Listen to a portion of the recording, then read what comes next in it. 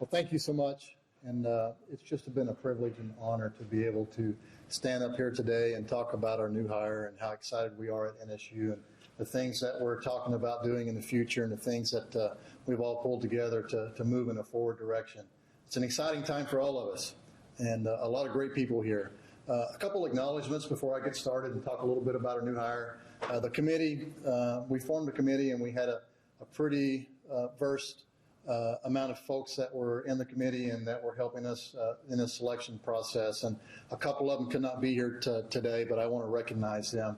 I want to talk about Mr. Greg Wadley. And Greg has been such a huge support for NSU and what he's done for us in the past, but was an integral part of this committee and his expertise and his wisdom is just unbelievable. So we want to thank Mr. Wadley for being part of the committee. Jason Wright Real Estate was an integral part in the committee and within the community and has been a huge support of NSU and NSU athletics and the institution as well. And I know he couldn't be here today, but we want to thank him and all his folks for being a huge support and being on the committee also. Deputy Chief of the Cherokee Nation, Brian Warner, was an integral part of this decision making along with some other folks that were involved with Cherokee Nation, but a lot of input, a lot of great feedback, and we want to thank him and those folks for being a huge part of this committee as well. A lot of other folks involved.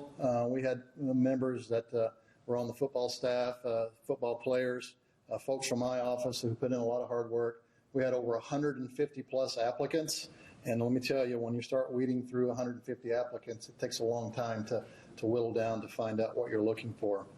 And, that just is a testament to what NSU is in our community and the folks around us, that we have that many people that are interested in coming to NSU and being part of such a great community and a great atmosphere and a great institution. And so that was exciting for us to see that we had so many people that are reaching out to us to tell us that we have a wonderful place and we don't take it for granted. So we're excited to have all those applicants.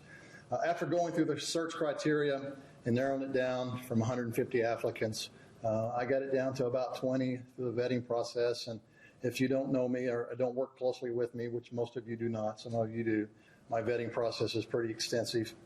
I know during the process, our new women's basketball coach came in one day and said, "Man, I feel sorry for some of those candidates." He said, "You called people that played against me in high school." He said, "You called people that played against me in college." He said, "You called players that played against my players and to see what kind of person I was." And I said, "I called everybody that I could ever find that would be associated with you that I could find a number to." And so extensive vetting process and a lot of homework and a lot of things that went into this decision. And I'm going to tell you, I searched high and low when we got down to the final candidates. And when I got down to this final candidate, I tried to find as much dirt as I could just to find something. And I couldn't find anything other than what a great, passionate person. What a person that with relentlessness in his entire life, from when he played as a player growing up, all the way through his high school days and through his college career and then on into the NFL. And then that carried over into his coaching career.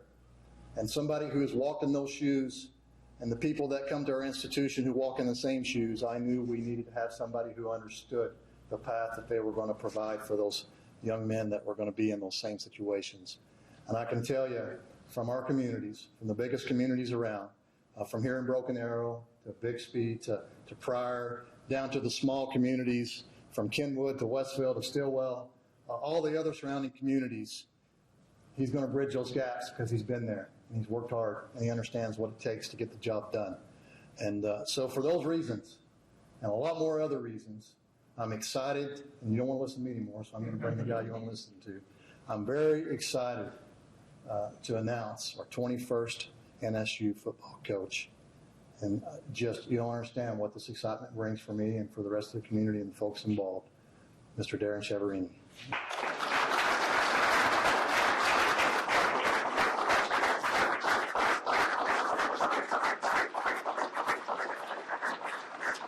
Thank you. Thank you. That was an awesome intro. Thank you, John. First, I want to thank my Lord and Savior, Jesus Christ, just for this opportunity. Been on me with this journey for a long time. So I definitely want to give thanks to him. Secondly, my wife Shannon, please stand up. My wife Shannon, Chiaverini.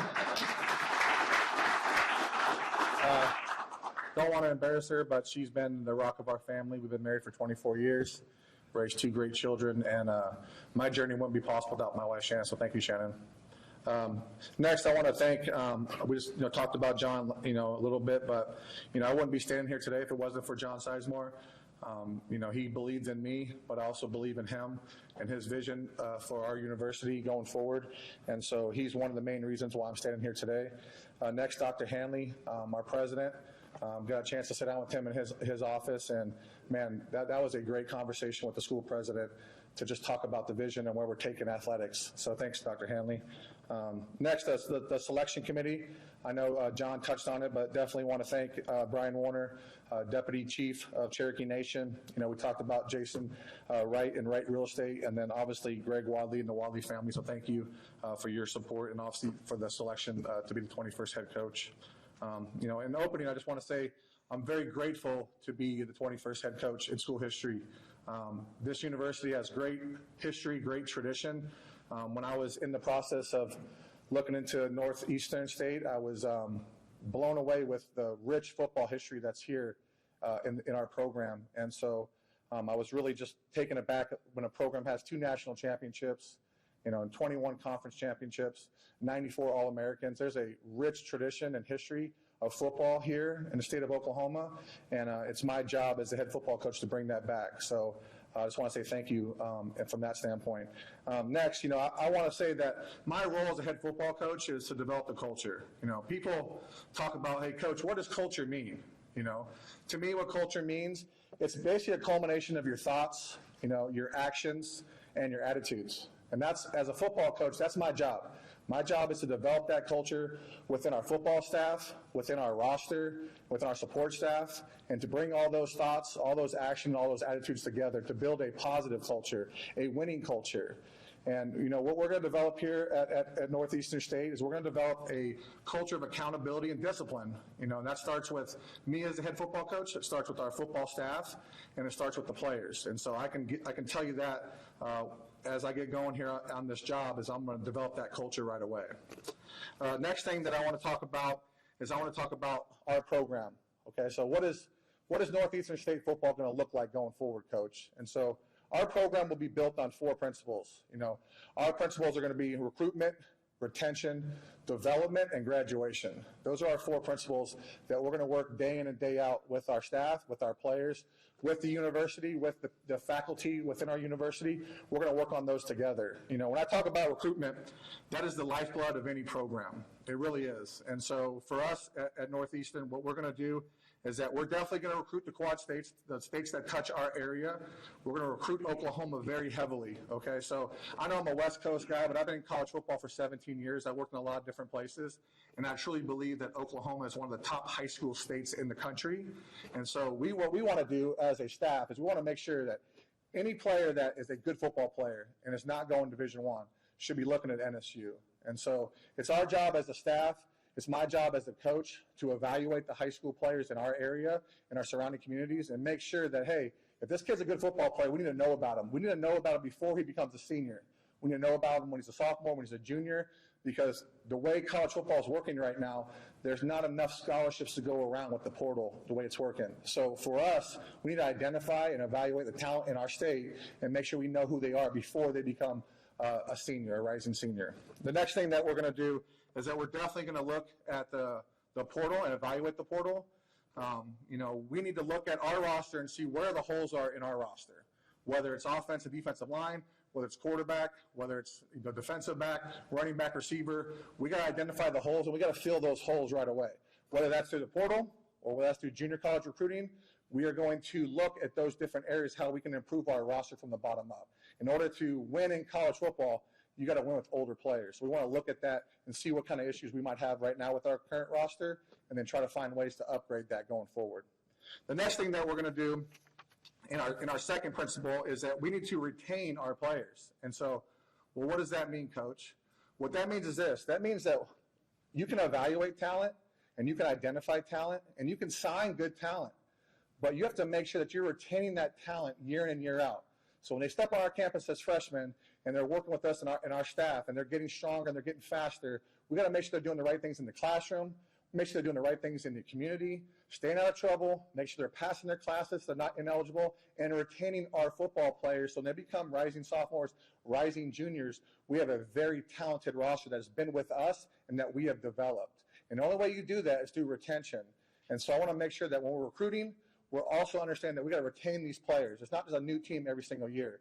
You have to develop your roster year in and year out and retain those players from year 1 to year 2, year 3 to year 4. And if we do that, we're going to put together a very, very good football team.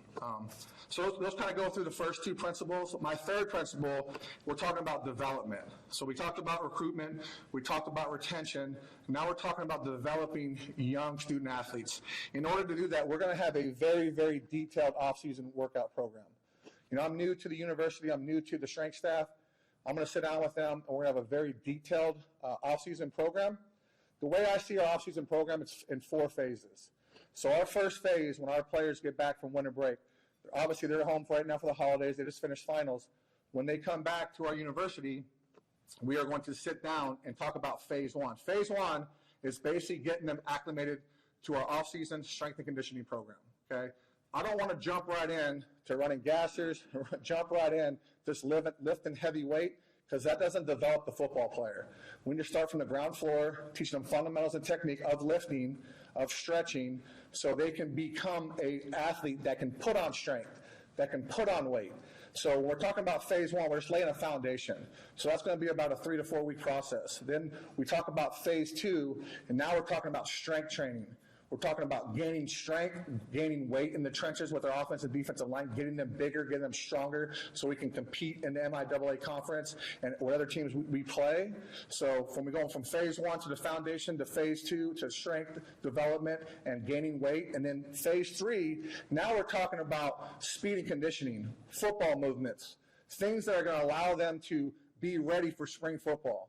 So we're going to work in phases, 3 to 4 weeks in each phase.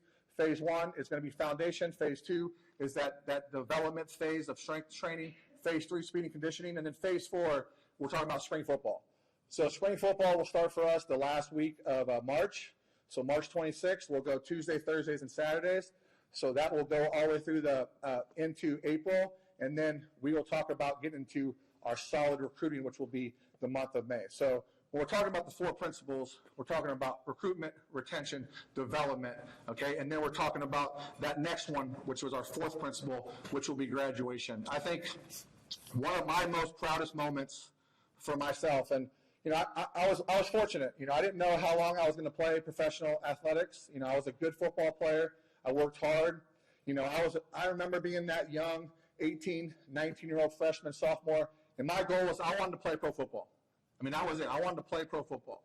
And I was fortunate enough that I worked hard enough and, you know, probably got a couple breaks along the way that I was able to get drafted and play professional football. But the numbers show that the majority of our student athletes will not play professional football. And so I want to make sure that our student athletes have a plan when they're at NSU, okay, that we're going to work our butts off to get you to that goal of being a professional athlete. Well, I want to make sure that you have a plan so if that doesn't happen for you, you have your degree, and you're in the process of getting maybe your master's degree. And so that's my goal for our student athletes is we're going to recruit great football players. We're going to recruit great people. But at the end, I want to see them walk across that stage and get their degree. One of my proudest moments was getting my bachelor's degree and then getting my master's degree. That supersedes anything I did on the football field because I had to work much harder in the classroom than I did on the football field because I was gifted athletically, but I had to work from academics. And I understand what a lot of these young student athletes go through on having to work in the classroom. So that's going to be something that we work very, very hard as a staff to understand that, hey, listen, we're going to play big-time football. We're going to play and we're going to compete for championships. But more importantly, I want to see mom and dad see you walk across that stage and get your degree. That's more important to me. So I want them to understand that. The next thing I want to get into is that people always ask me, well, Coach Chev, like, what is your philosophy on offense? What's your philosophy on defense? What's your philosophy on special teams? So I'm going to get into that really quickly, and then we'll kind of open up a little bit of a question and answer at the end. So if you guys have questions for me. So my philosophy on offense, I'm an offensive guy by trade. I am going to be the play caller, okay? Offensively, the way I attack defenses is that I don't want to sit down and wait and see what defenses are always doing to us offensively. I'm always going to apply pressure on the defense, okay? How do we do that? We do that a couple different ways. We do it through multiple personnel groupings. We do it through multiple formations, unbalanced formations, tempo. I want to keep defenses guessing. I don't like when defenses can just put their cleats in the ground and attack us offensively. So I'm constantly applying pressure to a defensive coach or a defensive coordinator. The next thing that I do in terms of applying pressure to a defense is that I want to be able to run the ball on our terms. And what does that mean, Coach? What that means is that when we're talking about different personnel groupings, whether we're using 11 personnel, which is a tight end, 12 personnel, 2 tight ends, or we're using 10 personnel, which is 4 receivers, I want to be able to run the ball when I want to run the ball, okay? So we can manufacture different looks by the way we personnel against defenses. And so there's nothing better than when you have a lead in the fourth quarter and you're able to huddle up, call what you want to call as a play caller, and get first downs and stay on the field. And so we're going to do that here at NSU. We're going to build a roster that gives us advantages in the box. And so that's where I kind of start as an offensive guy as far as my philosophy on offense. Now, when we talk about defensively, okay, so our defensive coordinator is going to be a guy named Junior Tanavasa. Junior Tanavasa has an extensive background in Division I, Division II, and junior college football. He was with me at my most recent stop at Chiaverini College. This will be the third time that I'm hiring Junior. Great technician, great with the players, and the greatest example of a coach is how hard do your players play for you. When you see those players play for a coach, you know that they like that coach, they respect that coach, and they're willing to run through a wall for that coach. That's Coach Tanavasa. You know, they will play hard for Coach June on defense. We're a multiple defense, multiple fronts, 4 down odd. We will attack offenses with pressure. I love to play man. The one thing that I do with our defensive coordinators, I never tell them what to run because I don't think that's fair as a coach. What I do is just give them suggestions on what gives me problems as an offensive coach. I know that in critical situations on third down and in red zone, there's nothing worse than when we're all watching a game and it's 3rd down and 4 and the DB's playing 8 yards off. Well, why are we doing that, Coach? You know, it doesn't make any sense. And so I'm very, very realistic with our coaches about, hey, take away easy throws. Make them earn it on 3rd down. Make them earn it in the red zone. Do not let them run the football in. So I give them suggestions, and Coach Tanavasa does a great job of taking those suggestions and playing really, really good football on defense. And so that kind of goes through our first couple, our offensive philosophy, you know, my defensive philosophy, and then we talk about special teams. You know, I'm a former special teams coordinator at the Division I level. I played special teams in college and in the National Football League. The one thing that we'll do as a staff is that we'll break it up by different coaches on our staff, and they'll have responsibilities in the different areas of coverage units or the return units. The one thing I can tell you as the head football coach is that I have a lot of expertise in special teams, and so I know what it looks like at a very high level. And I'm going to make sure that our coaches understand the detail that goes into coaching special teams. It's not an afterthought. Okay, we want to be able to control games, control field position with our coverage units. We want to create explosive plays in our return units, and those all happen on special teams. And so we're going to put a high emphasis on how we develop our team's units and develop our coaches, and then create explosive plays in the return game, and also create field position in our coverage units. So that kind of takes me through my 3 different philosophies on offense, defense, and special teams. You know, and so in closing, I pretty much want to end with this. You know, the past is not a predictor of the future. And so, well, what does that mean, Coach? What it means is this, is that you need to learn from history, you need to study history so you don't repeat it. But the only predictor of the future is the present. What you do in the present moment, how you handle yourself day to day within our football facility, within our staff meetings, within our practice regimens, on the game field, that's the only thing that dictates what happens in the future. And so I'm going to be very, very stern with our staff and with our players about when we get back to work, we're going to work hard each and every day so that we put in the time, we put in the work so that you are prepared for game days. And I talked to the players briefly before I got hired in this position. And I said, I want to make sure this, man, if I become the head football coach, I want to make sure that when you step on that field on Saturday, that you're the most prepared you've ever been in your life. You're always going to have game day nerves. You're always going to feel a little bit of anxiety. But you should never be scared, and you should never be insecure about what you're doing. As long as you prepare the right way, and you study the right way, and you watch enough film, and you take those practice reps, you should be prepared enough on game day to go out there and execute the plan. I promise you, as myself as the head football coach, we're going to be prepared each and every Saturday. We're going to play really good football, and we're going to bring championships to NSU. Thank you.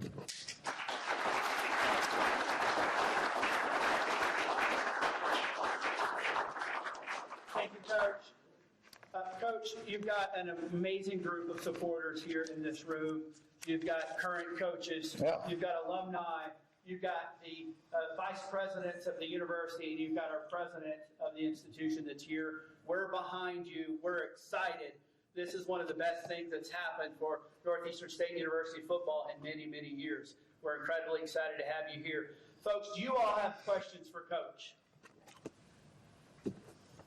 I'm the former athletic director prior to the job. 25 years, I was the compliance coordinator in the academic. Yeah.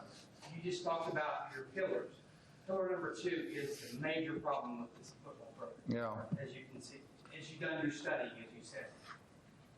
How do you gave a bunch of buzzwords that every coach that gets hired says, I'm going to do this, I'm going to do that. Can you be more specific on what you do in your programs to be successful in retaining your student athletes? Well, first and foremost, we got to find out what the issues have been, why players are ineligible, why players not going to class, why players not doing the work. So I need to dive a little bit deeper as I get my feet wet here at NSU and get with our compliance people, get with our academic people that are up on campus, and really dive into the actual issues of why these players not graduate and why they're not getting retained. And I'll tell you this, though. I know you've been in administration for a long time. We're going to get those things fixed. Now, you can't save them all, but the ones that want to be saved and the ones that want to do the work, they're going to do the work. Now, sometimes guys just don't want to do it, and we got to weed those people out of the program. But that goes into the recruiting process. You got to find out who these young men are, and you got to find out through their parents who they are. And you got to make sure you're recruiting the right people to your institution, because if you're not, it doesn't matter where you are, whether you're here at NSU or at Colorado or UCLA or Texas Tech, it does not matter. If you get the wrong people in the building, they're going to find a way to get out of the building. So I'm going to do my due diligence as the head football coach to work with those people on campus, and we're going to devise a plan, and we're going to make sure our student athletes graduate. Other questions? Pete? Coach, you talked about the X's and the O's. Let's talk about the Jimmys and the Joes. Yes, sir. Are you going to do anything with our current roster? Yeah. How many are you going to bring in? Are you going to pull a Brian? Well, I think the portal, what the portal does is it does allow you to flip programs quicker than you could in the past, because you used to have the cap on how many you could sign every year. With that being gone and having more access to the portal, I think the first thing I'm going to do with our coaches is I'm going to watch a lot of film on NSU from last year, and I want to find out who can play. Because the guys that can play, they will stay. But the ones that cannot play, we need to look at those situations and see if it fits our university. If it doesn't, we need to make decisions going forward. But we need to reshape this roster. And look, whenever you have a record that you've had over the last couple of years, it's not just one area. It's not just players, not just coaches, it's not just administration or faculty. It's a combination of things that make an organization great, but also make an organization fail. So I'm going to look at those things from all different angles, but first and foremost, I want to evaluate the roster and see what players can help us at NSU. But to answer your question, yes, there's going to be guys that we bring in, and we're going to build this roster from the bottom up. We're going to build it through the trenches, though. Trenches back, always. Anyone else? Coach? I got one, Coach. Maybe this is the question, not so much for me, but the answer is for the rest of the folks. When I picked up the phone and called you the first time, I knew within 5 minutes, but your abilities and your ethic and what you have done, I'd already done the homework. But during that conversation, the first 30 seconds of that conversation, there was a lot of exhilaration going on. And exhilaration because you were sizing up rings, because you just wanted That's right. And so I want you to explain to the folks on what it feels like and what it should feel like when you just took a team that you took over in May. You had 0 players, you had 0 people on staff, and you recruited 60 kids in 6 weeks while recruiting your staff by yourself with no help, no effort, nobody else, and went 11-0 and won a championship and are sizing up rings. The way you felt on that phone, I felt it in my soul, and I know these people are looking for that feeling too. So maybe elaborate a little bit on what kind of work it takes to change a program like that and what you just accomplished. Yeah, there's no question. I think, like I was saying earlier, I think with the portal, the way the portal is set up right now, that we can bring in top-notch players to NSU quicker than you could in the past. We can build this roster. I don't think we'll do a major overhaul as far as like bringing 85 players. But what we are going to do is we're going to identify players in the state of Oklahoma, in the state of Texas, in Arkansas, Missouri, and then my background of being a junior college coach in California, have a lot of connections out there. We have to bring in older players. In order to win in college football, you have to bring in older players. And so we're going to identify juniors and seniors in the portal, in the junior college recruiting, in the areas that we have major needs on this roster, which I'm sure are a lot of needs on this roster. And we're going to plug those players in, and we're going to get them involved in our culture and developing these players early on in spring football so that we can compete on Saturdays in the fall. And so there's going to be a lot of work. This is not going to be easy, but I didn't take this job because it's going to be easy. I took this job because it's a great opportunity with a great university to build something special and win championships. And we will size up rings here at some point. I can't tell you when. I can't tell you how many games we're going to win next year. But I will say this, you're going to be very impressed with the product you see on the field. You're going to love the creativity on offense. We're going to attack on defense, and we are going to upgrade this roster. There's no, and John likes to say it, there's no magic wand. Can't wave a magic wand. You have to win with good football players. Any good football coach or any good coach in any profession, and we have some coaches in the building, it's not the coaches, it's the players. Yes, the coach has a plan. Yes, the coach knows what he's doing, and he has concepts and schemes on whatever sport they're playing. But you have to win with good football players. And so we're going to identify those, we're going to evaluate them, and then we're going to recruit them very heavily and show them the opportunity that they have here at NSU to get on the field right away and help us win football games. Danny? Coach Shev, my name is Danny Johnson. I'm the alumni director here. Welcome to our university. Thank you. We're excited to have both you and Washington join us. As Vice President Mayberry mentioned, there's a lot of great alumni in the room. We have our Alumni Association president. We have our chief fundraiser back there, Peggy Glenn. What would you like to see from the alumni community that will help make this transition quicker? I mean, the one thing that I know, being a football coach and now being a head football coach for a couple of years is that we want the alumni around. You're all welcome. Just understand that. Any practice is open to the alumni. Anytime that you guys want to get on a phone call and talk about the university, how we can make the university better, I'm open to that. I want you to know just as much as, even though I'm the newcomer, that you're welcome within our football program. I think that's important to get the alumni involved in what we're doing and getting them engaged in what we're doing, and definitely want to grow the alumni as far as seeing them at the tailgates, seeing them at the functions, and getting them excited about where we're taking NSU football. All right, we've got time. Senator? Thank you. Just, first of all, welcome. Very glad to have you here. But as you were touching on a little bit, your future is based on 18, 19, 20-year-olds. And one of the things you were talking about was discipline. Yes. And, in this day and time, that becomes a challenge. And I'm just curious how you address that, how you instill that into players, because for me, that's a key part of the ability to be successful. Yeah, no question. I think the one thing that I've learned through my years of just being, a professional athlete and then being in the coaching realm for as long as I've been in, is that all players want structure. All players want discipline. You have to be consistent on how you build your structure and how you enforce your discipline. If you're not consistent with those players, then they're going to do their own thing. But if they know that the way Coach Shev runs his program, that this is the times you have to be at these things, and if you're not there, that there's going to be repercussions, then they're going to fall in line. If they don't fall in line, we move on. And especially right now, as we just get this thing going, I'm going to find out who really wants to be here and who wants to be on this bus and the people that don't want to be on this bus. Because we are going to get the right people, like Coach Saban would say, on the bus so we can win football games in the fall. But to answer your question, Senator, you have to be consistent with them each and every day as a football coach. They're going to know, once they get to know me a little bit as a coach, I'm the same person every day. I'm firm, but I'm fair, but I'm firm each and every day. Like, I'm going to be fair about what we're doing, but I'm going to be firm. I'm not bending the rules because you don't feel like following the rules today. It's not how it works, you know. And so we're going to find the right players that want to be a part of this program. We're going to push them as a staff. We're going to find the right people that want to be in that building consistently. And the game is just a product of what you do during the week.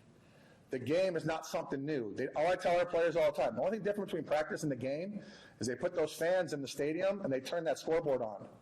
But as far as it goes from you playing the game, there's nothing different.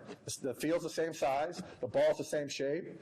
We're just now they turn that scoreboard on. But if you train the right way during practice each and every day, and you're prepared and you watch your film and you do your corrections, you'll be prepared. And that's all you can ask for from student athletes nowadays, is that they're prepared and ready to play on Saturdays. Mm-hmm. Yes. One of the things, I'm an alum, of course, and one of the things that I've noticed, having lived in the area for most of my professional life, is the fact that as the alum, don't have any kind of communication with the university. And of course, we're all very proud of the NSU, and we're all very supportive as we can, but we don't get any regular, timely information about what's happening or kind of what we need to know or how can we be supportive. A few years ago, I ran a little unprofessional survey in the state of Oklahoma, and I found out that there are more NSU alums in Tulsa than there are alums from TU, OSU, or OU. But who gets all the press and who gets all the information about athletics in Oklahoma? It's not NSU. And I'm disappointed about it because I'm very proud of the university and spent a lot of my life involved. But I don't know anything about it. Well, I mean, I definitely want to be part of the solution, for sure. I definitely want to. Communication is the problem. Yes, sir. We cannot have the communication that we have as far as I'm concerned. And I played all the sports at NSU, and I'm an alum, and so forth and so on. And I don't know what's going on. Well, I promise you we'll get that fixed. We'll get that fixed. I'll make sure one of the first calls to you, okay? We'll get that fixed. All right, we have time for one last question. Yes, sir. Adam, class of 1999. Can you sell us briefly a little bit on that vision that the president and athletic director sold to you about NSU? You know, I think the reason why I'm standing here today is because of these two men. It really is, because of the conversations I had with our president and with our athletic director about taking and moving athletics forward and growing our program, not just from football standpoint, but all of our programs.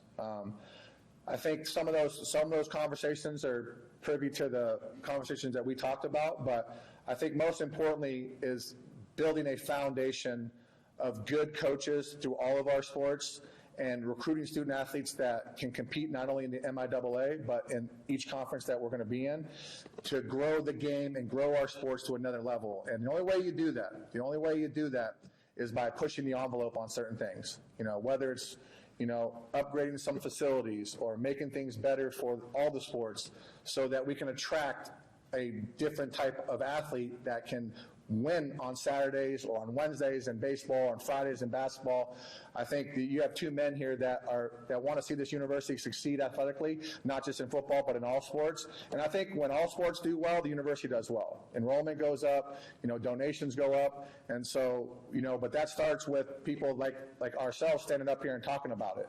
And so I'm standing here because these two men, and then also because I believe in NSU. I believe that this university is dying for a winner in football. And, you know, I don't talk about people that come before me because that's not my place. But what I can promise you is I'm going to work each and every day to build our football program to be one of the best in Division II football. And, you know, that's just who I am. I mean, if you look at my background at all, I've worked for everything I've gotten in my life. I wasn't hired as an assistant coach at my jobs because my buddy got a job and he brought me with me. I interviewed for every job I've ever gotten for. And same thing when I was a player, had to work and scratch and crawl for everything I got as a student athlete in college football and in pro football, which we know is cutthroat. And so I can tell you this, is that we're going to get this thing turned around. Can't tell you what the timeline in is, but we're going to build this program. We're going to see a lot of progress next year, and we're going to be excited about what you see on Saturdays. Thank you, Coach. Yeah, thank you. Appreciate it. Absolutely. Appreciate it.